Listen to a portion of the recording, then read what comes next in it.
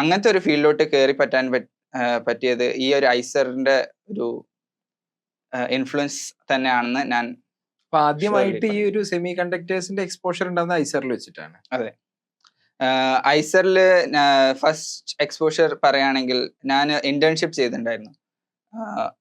Doctor RC നാഥിന്റെ ലാബിലായിരുന്നു അത്. ഐസറിൽ നമുക്ക് within the 5 years നമുക്ക് ഒരു 3rd year ഒക്കെ ആകുമ്പോൾ നമുക്ക് മേജർ ചൂസ് ചെയ്യാം.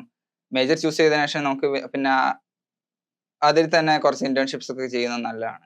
സോ ആ ഒരു ടൈമിൽ ഞാൻ RC നാഥിന്റെ അടിയിൽ ലൈക് ട്രാൻസിസ്റ്റേഴ്സിനെ കുറിച്ച് ഒരു ഇന്റേൺഷിപ്പ് ചെയ്തിട്ടുണ്ടായിരുന്നു. അവിടെയായിരുന്നു എൻ്റെ ഫസ്റ്റ് എക്സ്പോഷർ.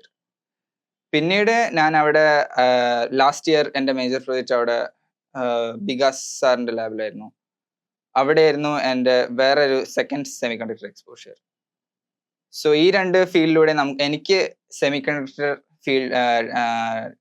ഫീൽഡിന്റെ ആ ഒരു ഇമ്പോർട്ടൻസ് എനിക്ക് മനസ്സിലായി.